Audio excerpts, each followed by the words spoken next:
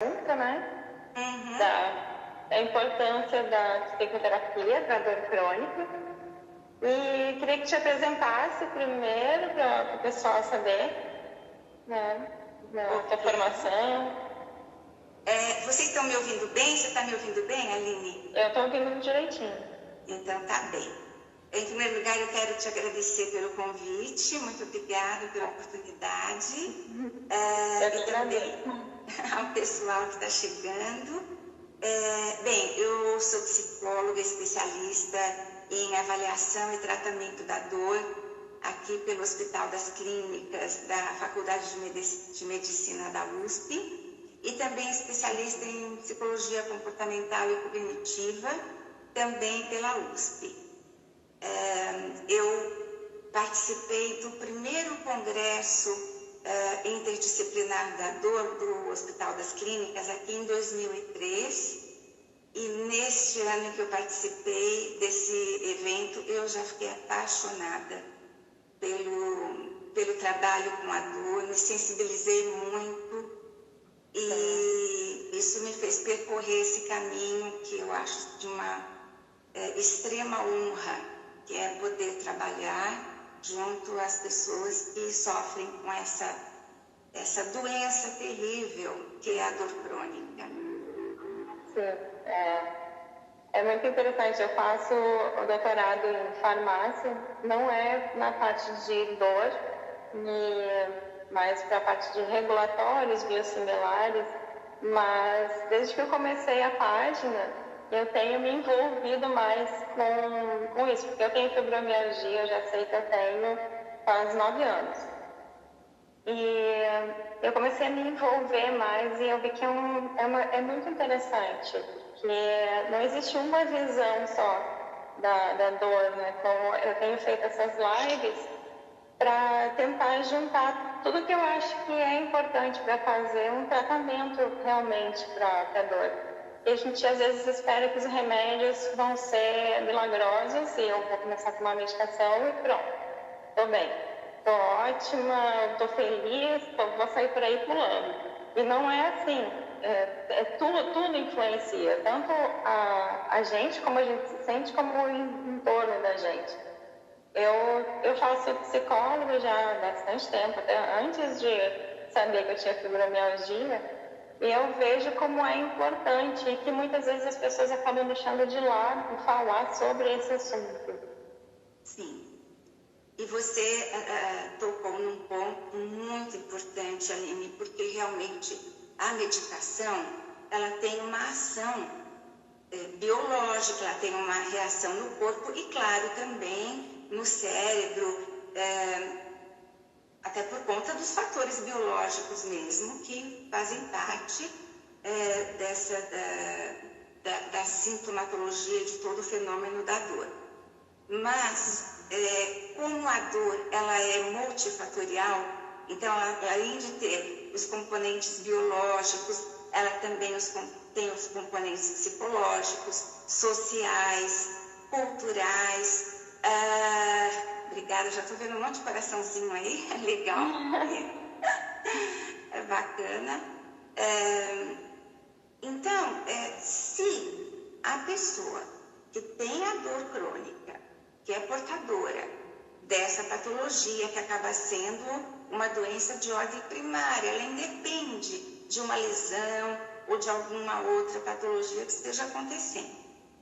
Se não se trabalhar a parte cognitiva, emocional, os comportamentos, é praticamente impossível obter um sucesso no tratamento da dor.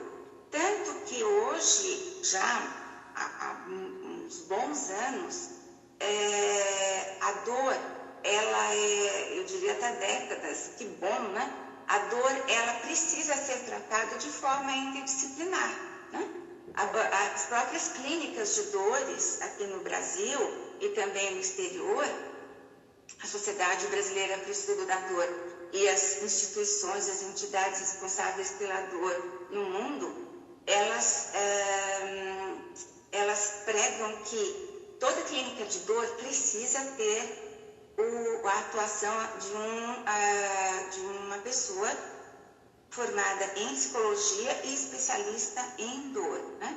Então, essa especialização em dor crônica de forma interdisciplinar, eu acho que foi um avanço no tratamento da dor de enorme valor. Porque se não trabalhar realmente essa ampliação dos recursos comportamentais, cognitivos, uma aprendizagem sobre como lidar com as emoções, que as emoções elas são fortemente impactadas, né? O que eu sempre falo é aprender a viver com a dor, de que o diagnóstico de fibromialgia não é um atestado de incapacidade, que a pessoa não vai mais fazer nada na vida, e que eu sempre falo, existe vida depois do diagnóstico de fibromialgia. Mas, claro, não é fácil receber um diagnóstico que vai passar a vida inteira sentindo dor. Então, aumenta a pessoa ter depressão é muito mais fácil, porque sentir dor cansa. A gente chega no final do dia mais cansada, aí vai dormir, acorda cansada, e aí fica aquela coisa, meu Deus, e agora? A vida inteira assim, como eu vou fazer? Então, de conversar e ter alguém para conversar, porque às vezes a família não entende, o marido, os pais, a avós, ninguém não entende que é uma dor, que sim, é dor todos os dias. Então, até queria também te pedir para falar um pouquinho sobre como lidar com a família, porque essa é um grande, porque às vezes a gente até está se sentindo bem, mas um comentário de alguém da família faz a gente, sabe? Você tem toda a razão, é uma queixa, eu acho que prevalente em 100% das pessoas com dor, como as relações com a família e as relações afetivas, em muitos casos, são muito prejudicadas. E eu vejo muitos familiares muito bem intencionados em ajudar, né? Em participar. Estou vendo aqui alguns comentários, realmente ninguém acredita, ou até as pessoas, elas acreditam, mas elas não sabem como ajudar, né? Muitas vezes eu ouço comentário das minhas pacientes ou dos meus pacientes dizendo assim, olha, me acaba quando eu vejo dentro de casa me dizendo, você é forte, você tem que reagir, e ninguém sabe a luta que eu travo diariamente. E eu tento explicar e as pessoas não reconhecem. E eu acredito, pelo que eu observo, Aline, que a família, primeiro, lidar com uma pessoa com dor, se não tiver ninguém dentro de casa, geralmente não tem, preparado para isso, a pessoa não sabe, chega uma hora que os recursos que ela tem são poucos e esse familiar ou a família em si acaba desistindo, porque tudo que ela tem, então essa fala de que mas você é forte, você consegue, precisa reagir, a pessoa, o familiar acredita que ele está colocando, né, você para frente, me colocando para frente, e na verdade ele está derrubando, é um balde de água fria. E o que eu digo muito é que parece inacreditável, mas a gente precisa ensinar as pessoas a se relacionar, a se comunicar. Eu digo isso para o meu pessoal. Você precisa ensinar sua família a lidar com você, a enfrentar, a conversar com você. E para isso é preciso que haja uma habilidade que normalmente as pessoas não têm, que é a comunicação assertiva. E esse treino para comunicação assertiva, ele é muito importante, Aline, e não é só quem enfrenta dor, A comunicação assertiva, Até porque a dor é muito subjetiva, então cada um sente dores diferentes do outro. Então explicar como é uma dor, como é que se explica uma dor? Como se explica uma dor? Como é que você vai transmitir? Até porque é exatamente isso, a forma como você sente a dor é diferente de como as outras pessoas dentro da sua família sentem. Então, elas têm até uma certa dificuldade.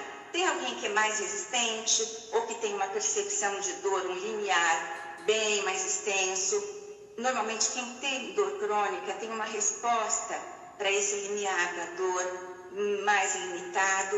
Então, é difícil da outra pessoa entender, puxa vida, mas você está explodindo de dor. Será que você não consegue aguentar? Tive uma fratura exposta, eu aguentei. Não dá para transferir. As pessoas não enxergam, né? Elas precisam enxergar elas conseguem se compadecer de uma pessoa que está com o braço quebrado porque vê o gesso. Mas eu senti a dor que não enxerga, como eu vou me compadecer com aquilo ali se eu não estou enxergando aquilo ali? Sim, e esse sofrimento, ele se acentua ainda mais quando essa pessoa que está com dor vai, por exemplo, ao médico ou vai a um pronto atendimento com um familiar e no próprio atendimento clínico que a pessoa está recebendo, profissionais que não têm um preparo ou uma especialização em dor ou não têm um conhecimento aprofundado, e isso infelizmente acontece muito ainda hoje, muito mesmo, junto com você, com quem quer que seja, por exemplo, e o familiar. A pessoa profissional da saúde, enfermeiro, quem quer que seja que esteja atendendo, fala assim, olha, mas eu estou achando...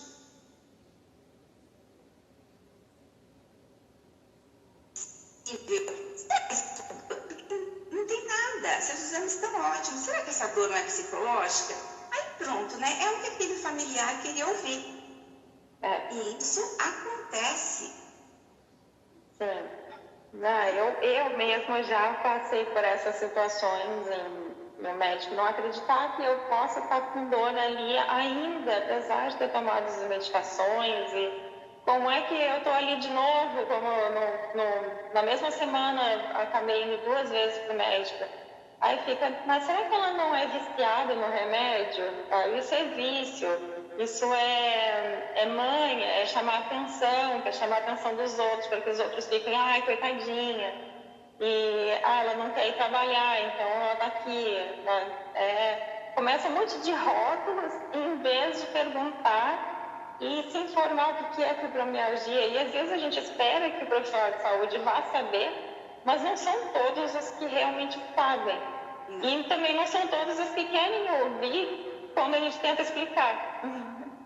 Até porque abordar a dor, mesmo para alguns profissionais de saúde, significa mexer nas próprias fragilidades dessas pessoas. Não aqui fazendo um julgamento, nenhuma interpretação. Mas ao trabalhar com profissionais da área da saúde, eu sinto também algumas pessoas a dificuldade de tratar de um assunto tão subjetivo, que é difícil para eles, e além do que também, Aline, eles têm que lidar, aqui não defendendo ninguém, mas com a relação tempo, o quanto eles têm de tempo para estar realizando aquele atendimento. Então é muito mais fácil eles lidarem com uma informação bastante objetiva, que pode ser mensurável, né? Bom, você tem tanto de febre, você está com o seu PCR em tanto, o seu exame de sangue está dando tal alteração, então, tá, a gente tem essa possibilidade de hipótese diagnóstica.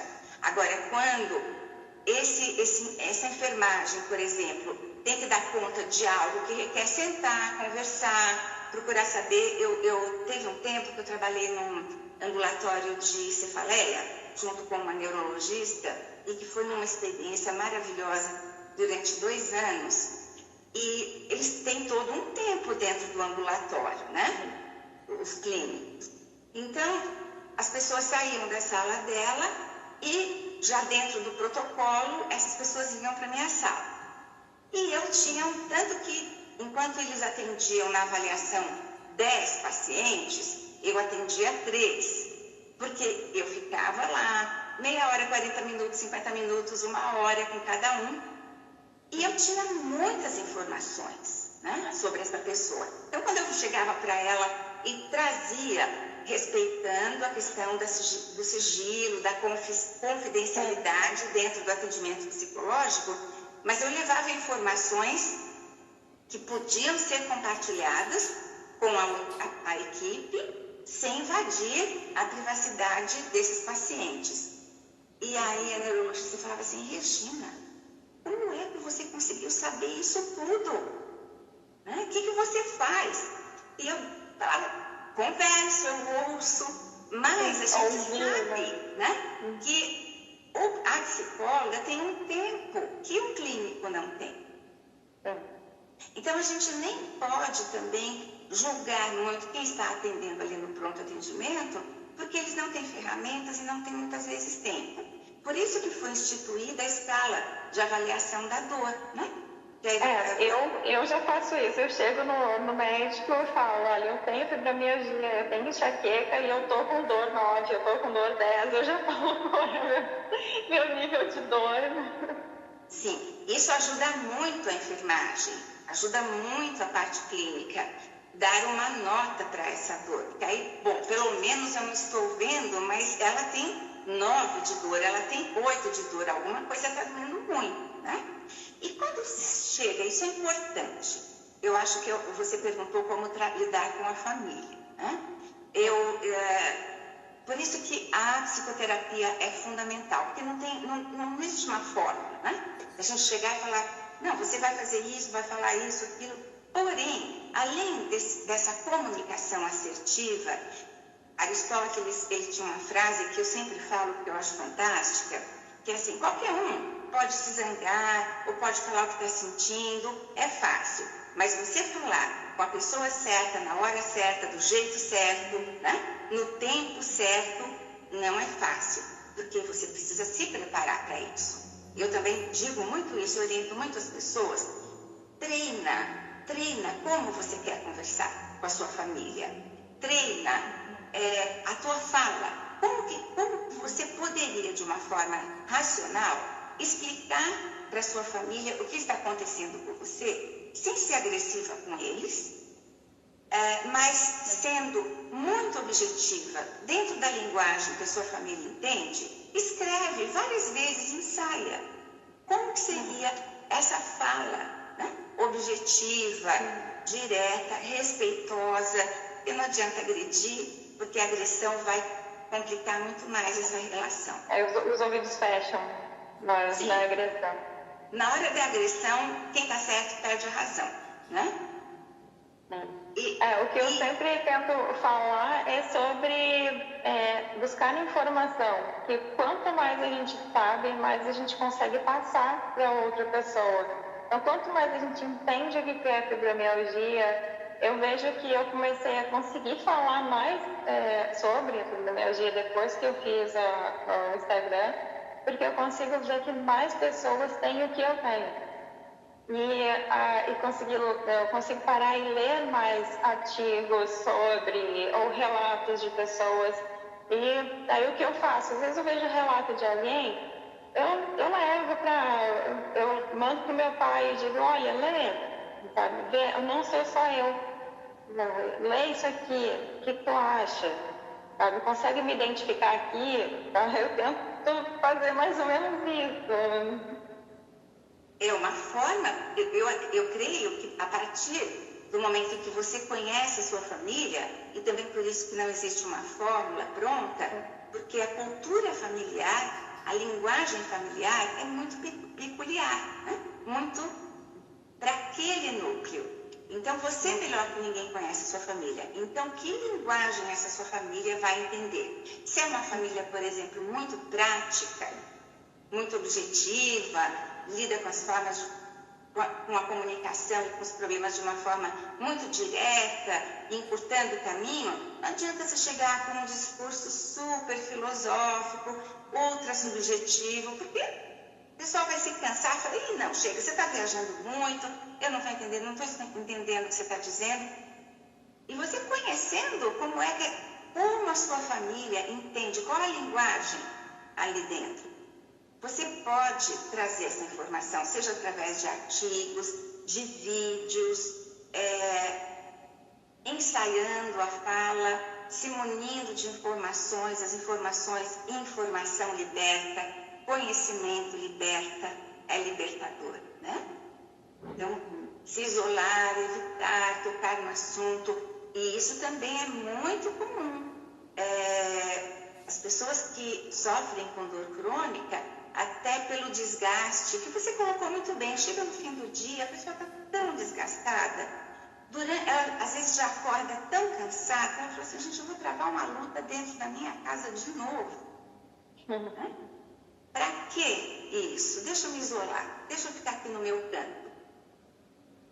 E como pessoas se queixam comigo, Regina, eu o dia inteiro na cama, com muita dor, não me aguentando, sem conseguir dormir, eu tenho que cruzar com os olhos da minha família, me criticando, me julgando, aquele olhar de na cama de novo, né? Você vai passar o dia na cama de novo? E eu não tenho coragem, não tenho vontade de conversar com eles. Então, é uma vida também muito solitária. Sempre que ver a pessoa ali porque ela não está fazendo o que os outros acham que ela deveria fazer, aí a pessoa sempre julga a outra como, ela não está se ajudando. Quem está deitado ali na cama não está se ajudando. Mas ela não está se ajudando, ela não está fazendo o que os outros querem que ela faça. E também me faz pensar na dificuldade de colocar limites, sabe? E eu também percebo fortemente essa característica e que, num certo sentido, tem a ver com essa condição da dor, também não julgando, não colocando uma espada sobre a cabeça de ninguém, mas o intuito aqui é abordar de uma forma que possa ajudar, né? E é o autoconhecimento que ajuda. O querer atender a todas as expectativas, não respeitar os limites, né? E eu observo muito isso aqui, sabe, na clínica psicológica. Como é difícil lidar com os limites, os próprios limites. Então tem aquela coisa de se ceder. E às vezes, quando ela está bem também, ela quer resolver tudo que ela não conseguiu resolver em uma semana, 10 dias, naquele dia. Então, não saber dosar o que é limite, aceitar as limitações.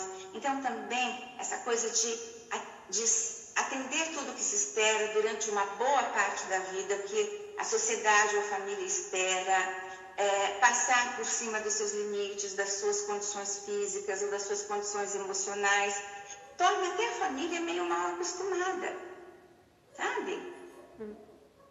Você sempre, durante tanto tempo, você lutou, enfrentou, você era uma pessoa que ouvia a gente. O que aconteceu agora? Essa revolta.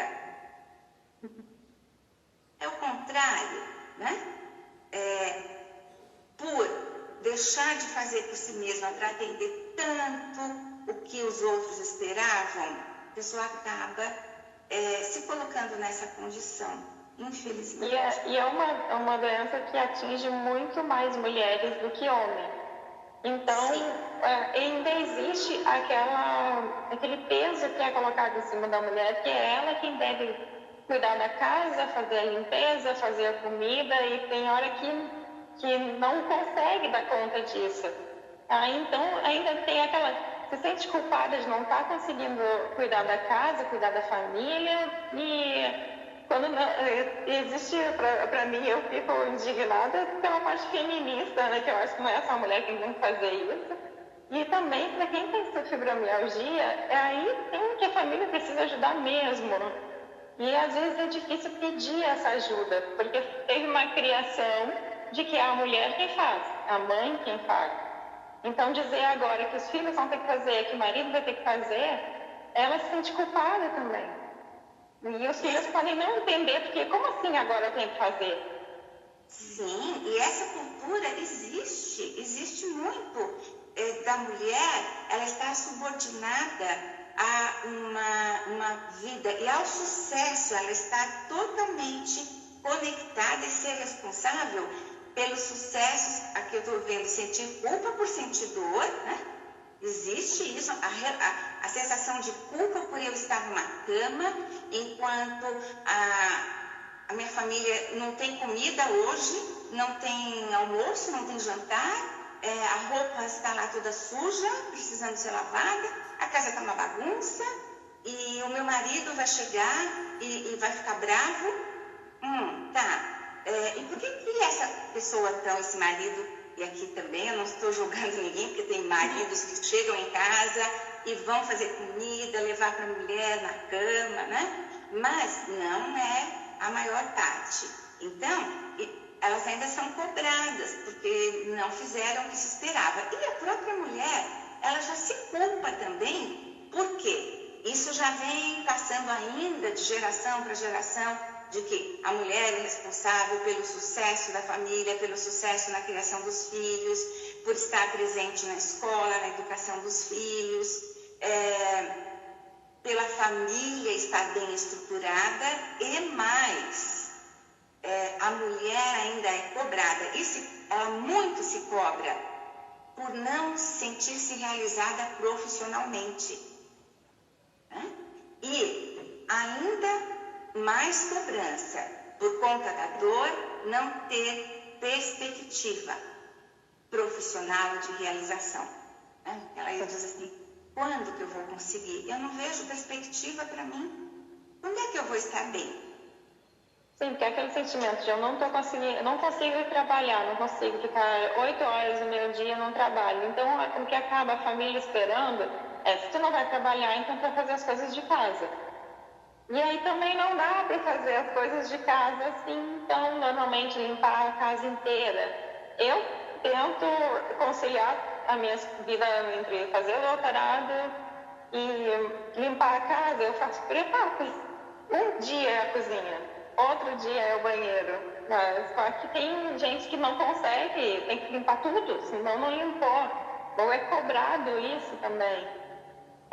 Isso de descobrir os limites, eu levei muito tempo para descobrir os meus limites, no que eu posso fazer, que às vezes não coincide com o que eu quero fazer. Às vezes eu tenho vontade de fazer tudo e aí tem aquele dia que eu acordo um pouquinho melhor.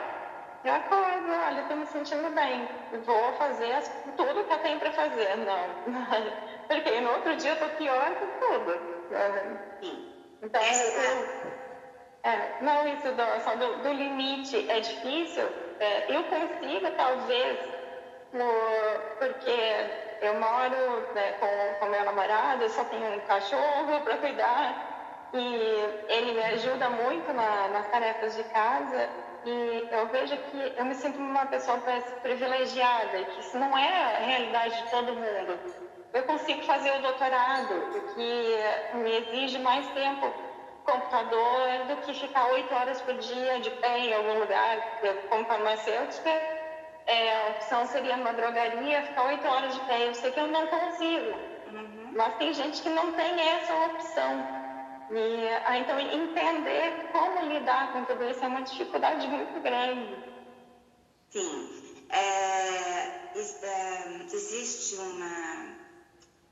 Existem vários estudos que tratam, eu creio que de uma forma muito útil, muito interessante, sobre as estratégias de enfrentamento nas mulheres com fibromialgia, especificamente. Mas existem estudos também que abordam essas estratégias de enfrentamento na dor crônica.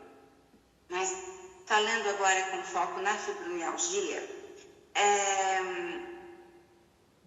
a relação com os desafios, com as ameaças, com o estresse e os comportamentos de autoeficácia, eles tendem a ser empobrecidos, pouco desenvolvidos nessas mulheres com fibromialgia.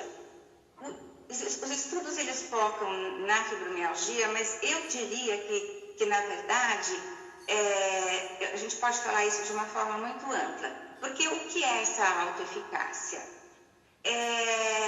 Você saber identificar os seus comportamentos, as suas ações, que são funcionais, que te trazem um bom resultado diante de desafios, de ameaças, de dificuldades na vida. A autoeficácia não significa ser perfeita, não significa, autoeficácia, esse nome é bacana, né? Isso quer dizer o quê? Eu vou ser super eficaz, eu vou conseguir fazer muito melhor e muito mais do que eu faço? Não, autoeficácia é você saber reconhecer que os comportamentos, as decisões que você toma, elas te levam a uma melhor relação, a uma relação de maior sucesso com os desafios, com os estressores. Isso não significa necessariamente fazer mais, pode significar fazer menos, mas fazer menos com uma compreensão, com um entendimento que te faz atingir uma condição de vida muito melhor. Né? Porque você sabe que a forma como você está lidando com os estressores, ela te conduz a uma condição mais saudável, fisicamente e emocionalmente também. Eu não sei se essa relação com a autoeficácia ficou clara, mas eu vejo como importantíssima, sabe, essa compreensão. Não é o fazer mais, mas é o fazer de uma forma mais saudável. Eu sempre tento focar aqui no Instagram sobre comemorar as pequenas vitórias. Que a gente às vezes acha que uma vitória é só se formar numa faculdade, ou fazer um mestrado, ou ganhar alguma coisa. Não. Sabe, existem as pequenas vitórias do nosso dia, por quem começa a fazer exercícios e que não conseguia nem levantar da cama, descer uma escada era uma coisa impossível. E ela vê que numa semana que ela começou a fazer, ela já conseguiu subir a escada e se sentiu bem. Isso é uma vitória e que ela deve ser comemorada. Sim, pequenas vitórias e que refletem uma evolução, uma conquista nesse quadro todo de episódios dolorosos, impactantes e que significam muito. E o que eu tenho ouvido bastante de algumas pacientes, o quanto esse momento, de alguma forma, de ter que ficar mais em casa, de não poder sair, quando poderiam, às vezes, sair, tomar um ar e dar uma volta, passear, elas me dizem, olha, Regina, tem me ajudado muito ser obrigada a ficar em casa, porque eu estou aprendendo também a lidar com o meu silêncio, com de ter que voltar a olhar para mim, ou até agora que os meus filhos estão em casa, a gente não tem outro jeito, tem que criar um ambiente melhor, eu também tenho que me sentir melhor, então eu também estou buscando alternativas com eles, e que se nós não estivéssemos em casa tão voltados uns para os outros, e eu precisando de viver melhor esses dias, eu não estaria fazendo isso.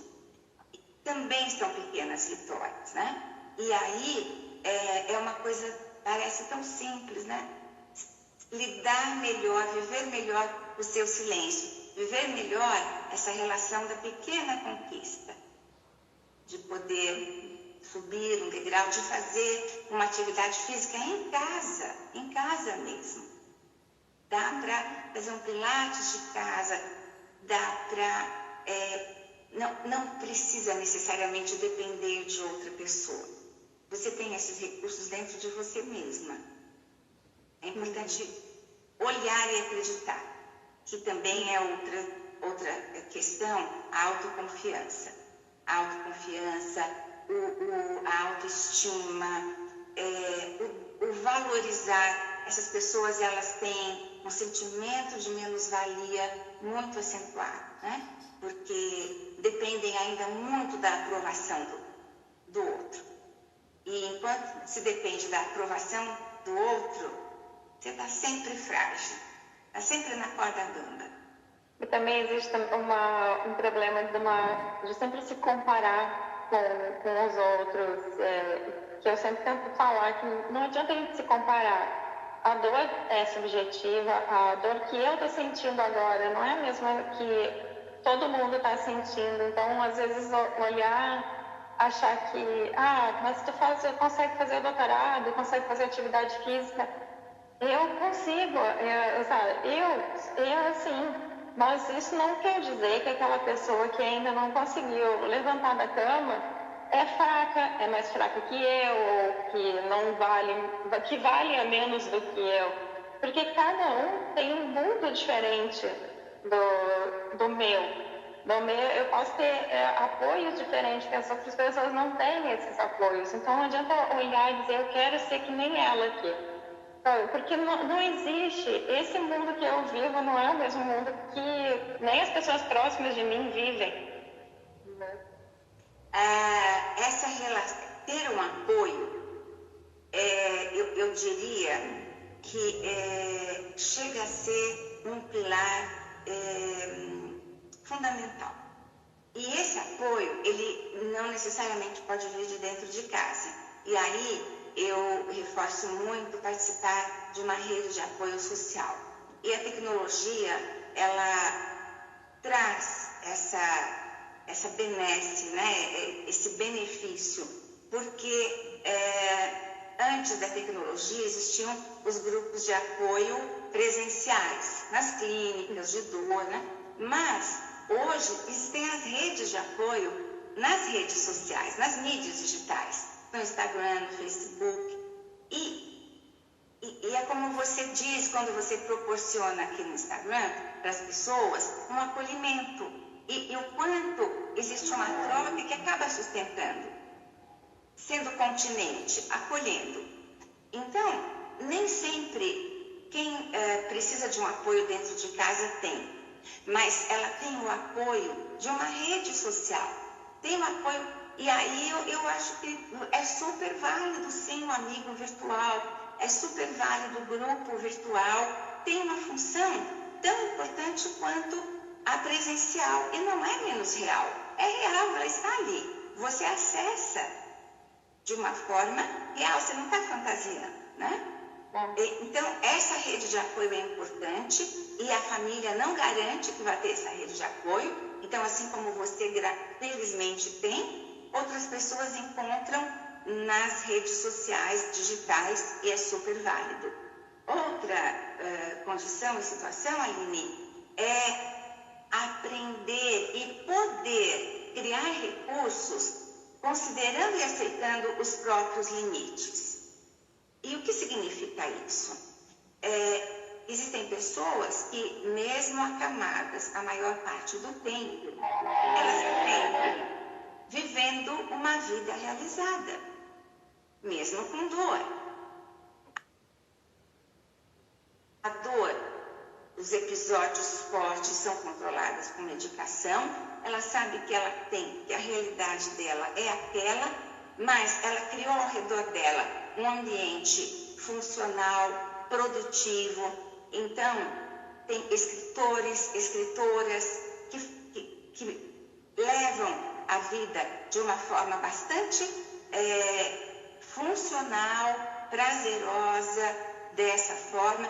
Então é o seguinte, olha, eu tenho no meu quarto, ali na minha cama, eu já tenho a minha mesinha, inclusive que eu coloco acima lá do computador, meu notebook, eu já tenho ali som, criei toda uma condição para mim que faz com que eu produza, independentemente, eu só paro quando eu estou com muita dor, que eu estou incomodada, mas fora isso eu consigo produzir, eu consigo ganhar, eu me sinto útil, eu me sinto realizando, fazendo o que eu gosto.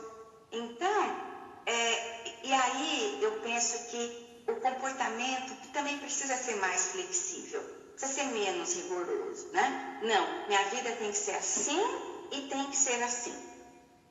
Então eu não aceito que eu não posso mais sair de casa, eu não aceito que eu não posso mais trabalhar no local que eu sempre trabalhava, eu não aceito mais que eu tenha que ficar nessa cama, eu não aceito mais que eu não possa ir para uma academia.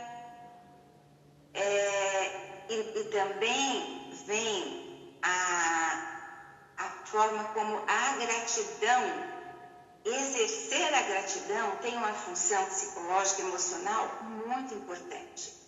Porque no momento em que você pode ir exercendo a gratidão por conta de tudo que ainda é possível estar ao seu alcance, né? Tá, eu estou viva, eu não posso sair, mas eu tenho condição de escrever, de pensar, eu posso digitar, eu posso fazer tanta coisa, eu posso falar com as pessoas.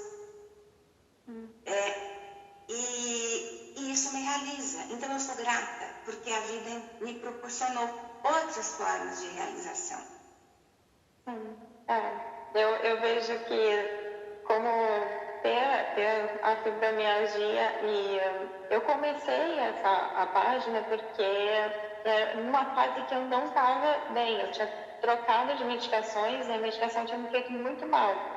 E eu vi que quando eu entrei, comecei a conversar com as pessoas, e só de eu falar para as pessoas o que eu faço, o que eu tento fazer para me sentir melhor, o que eu tento fazer quando estou em crise. Às vezes eu até boto como pergunta, assim, o que você faz quando está em crise? E ideias, sabe? Vem bastante ideias. Eu vejo que no meu dia a dia, na correria, eu não consigo parar e ler um livro. Eu leio artigo científico o tempo inteiro. E às vezes eu vejo que quando eu estou na crise, eu deito na cama e eu olho assim, nossa, agora eu consigo ler um livro. Eu comecei a enxergar em volta de mim opções, só por causa dessa troca, sabe? As pessoas às vezes me agradecem pelo Instagram, mas eu agradeço muito mais pelo que elas trouxeram para mim. E principalmente isso da família entender. Eu vejo, olha a quantidade de seguidores que eu tenho. Olha quanta pessoa também sofre do que eu sofro. Então não é uma coisa que eu inventei aqui para poder ficar de boa, tranquila. É muita gente, e muita gente que às vezes não sabe o que fazer, porque mora numa cidade do interior, que não tem tantos médicos, não tem tantos recursos. E poder encontrar outras pessoas e conversar, fazer trocas, eu acho que é muito importante. Sim, eu sou procurada falando aqui especificamente das mulheres, por mulheres de todos os cantos do Brasil, e eu fico pensando, gente, que coisa maravilhosa que essa pessoa que mora lá no sertão, lá naquele cantinho tão fechado, tão isolado, e que ela diz assim para mim, olha, eu não tenho nada aqui perto de mim. E eu converso por vídeo com essas pessoas e eu vejo que realmente elas estão numa condição muito rústica, mas elas estão tendo acesso a um nível e uma quantidade de informações úteis que em outros tempos elas não teriam. E que valor tem isso? E essas pessoas têm uma sabedoria, né, Aline? A gente encontra sabedoria em todas as pessoas, todas as possibilidades de vida. Eu também, o que eu acho maravilhoso é quando eu posso percorrer junto, porque aí eu só posso dizer dos exemplos que eu tenho, né? Das pessoas que eu digo muito isso para as pessoas. Eu agradeço pela possibilidade delas me permitirem percorrer esse caminho junto com elas, porque elas também me trazem sabedoria através da experiência de vida delas. Então, quando eu compartilho e presencio esse desenvolvimento da descoberta de um mundo de possibilidades dentro dessas mulheres que elas desconheciam. E eu presenciei casos de mulheres que chegam para mim sem perspectiva nenhuma, com muita dor, não querendo sair de casa, tentando fazer trabalhinhos pequenos dentro de casa, porque elas têm medo de assumir alguma coisa fora e não dar conta, e dessas mulheres percorrerem um caminho de desenvolvimento que engrandece tanto a vida, e de repente eu ver essas mulheres se tornando empresárias dentro de uma condição que elas passaram a desenvolver como um pequeno recurso, mas na medida em que elas vão ampliando esse universo de possibilidades dentro delas, elas vão atingindo um grau de desenvolvimento que ninguém segura. E às vezes as pessoas não valorizam isso porque não virou uma empresária que ganhou 1 milhão, então não é uma empresária que vale. Não. Sabe? É uma pessoa que conseguiu, apesar de tudo, trabalhar com aquilo ali. E também eu vejo assim, quando as pessoas reclamam, mas reclamam muito também que falam que eu não me ajudo. Pensa, se procurou o Instagram que tem sobre o assunto, que fale coisas sérias sobre o assunto, começou a ler um pouco mais sobre o assunto, isso já é se ajudar. Não necessariamente eu preciso tomar um monte de remédios, levantar e ir para academia, puxar peso, e isso é se ajudar. Não, a gente pode se ajudar mesmo deitado na cama, porque a gente procura coisas para saber direito o que é que a gente tem e como a gente pode fazer para sair daquela cama. Sim, pensa que na hora em que você está tentando entender o que está acontecendo, está buscando informação, você saiu do lugar de acomodação. Que movimento fantástico é esse, de descobrir o que está acontecendo? Quem não quer mexer na sua condição, quem quer vida fácil, não faz isso. Quem quer vida fácil não vai tentar entender o que está acontecendo. Não vive de consultório em consultório, de médico em médico, buscando entender o que está acontecendo, não é mesmo? Tomando um monte de medicação que dá reação adversa. Ninguém gosta de tomar remédio, foi tomar. Quem é que vive uma vida de peregrinação em busca de um tratamento que funcione? Por que a vida é fácil? E aí a gente pensa, nossa, gente, mas isso é tão fácil de entender. Quem está ao meu redor não está entendendo isso, não é mesmo? Mas o preconceito é grande demais, né? Porque você não produz, você não sai da cama, você não vai para a cozinha, você não vai trabalhar, está faltando o trabalho, quer parar de estudar. A vida só é valorizada enquanto se produz. E o quanto você está dedicando o seu tempo para entender o que está acontecendo. Isso custa muito. Tem que abrir mão de ter uma vida para entender o que significa a doença. E se descobrir seus limites, eu acho que é uma das partes mais difíceis, que é olhar para dentro e às vezes até entender, porque a dor ela está muito associada com o estresse, com a ansiedade. E às vezes entender o que é que está causando aquela ansiedade, que causa uma crise. E parar e olhar às vezes que, poxa, sou eu mesmo, eu e a minha ansiedade. E por isso que eu faço tratamento, porque eu tenho síndrome do pânico também. E eu vejo, e falar que sou eu que causo isso em mim, é difícil, né? Porque eu fico pensando, mas por que eu faço isso comigo? Sim. E a ansiedade e a depressão, elas são duas psicopatologias muito sérias e que não só pegam as pessoas que têm fibromialgia crônica,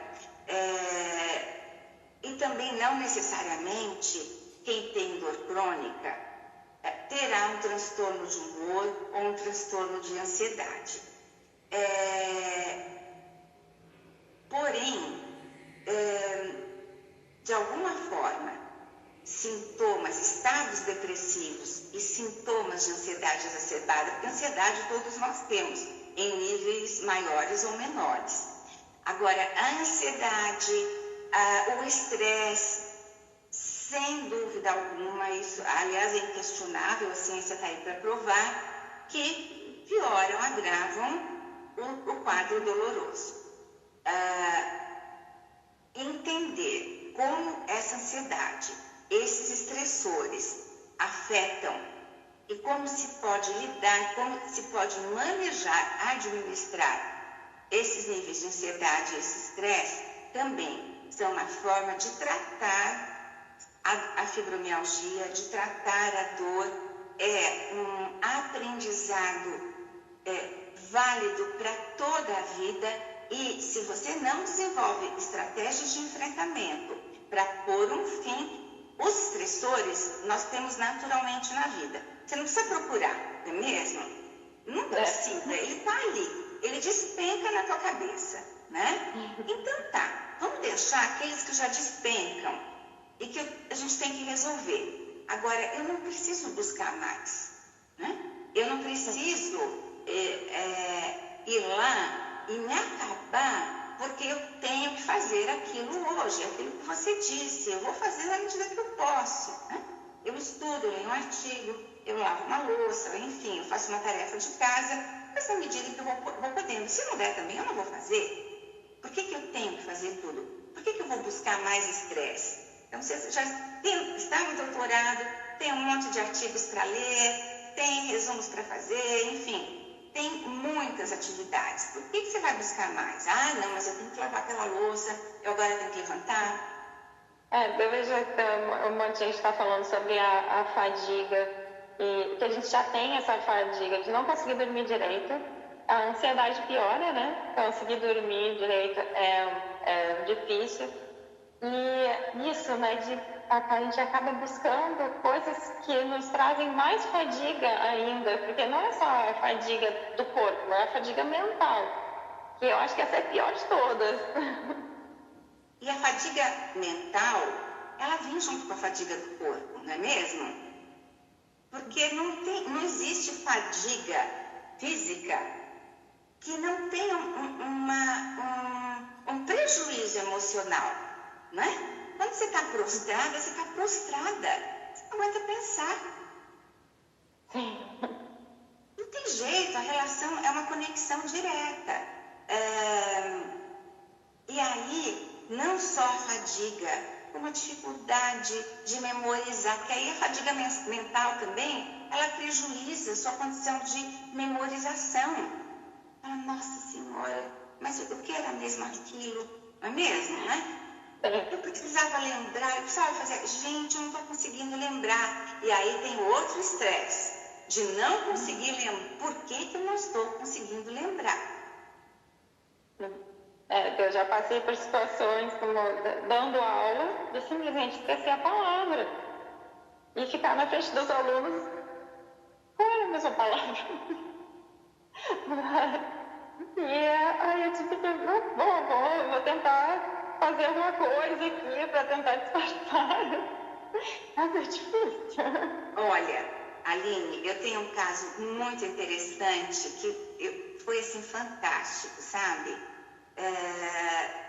Pelo momento dessa pessoa, dessa mulher.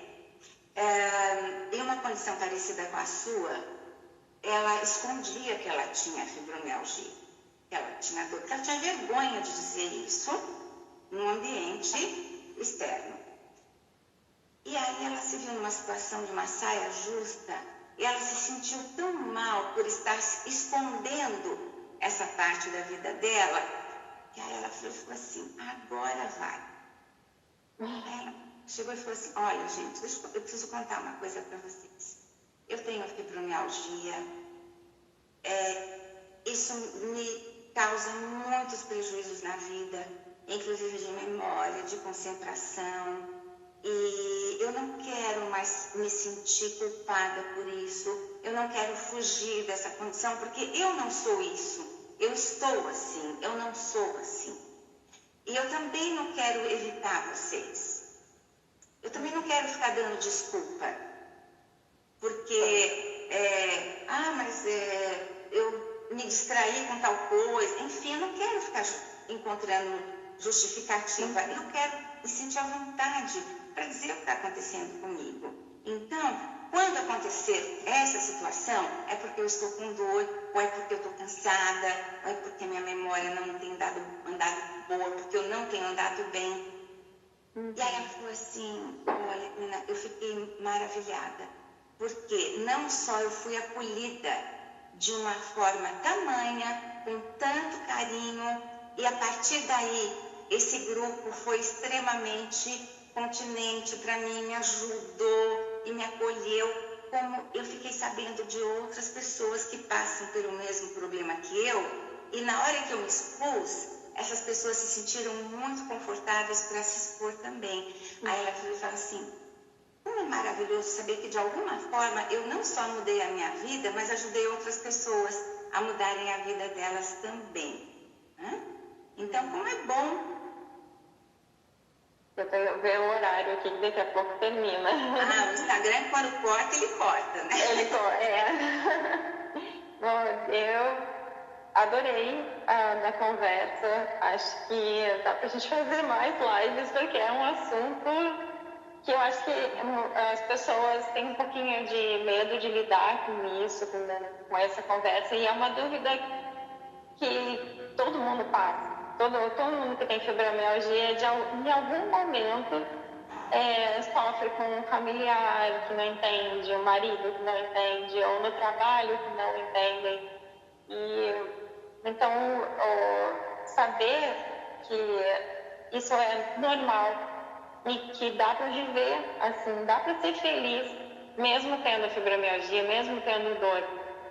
Porque não é todos os dias que a gente tem aquela dor dessa. Eu aprendi a ser feliz com uma dor 3 e nesse dia eu me sinto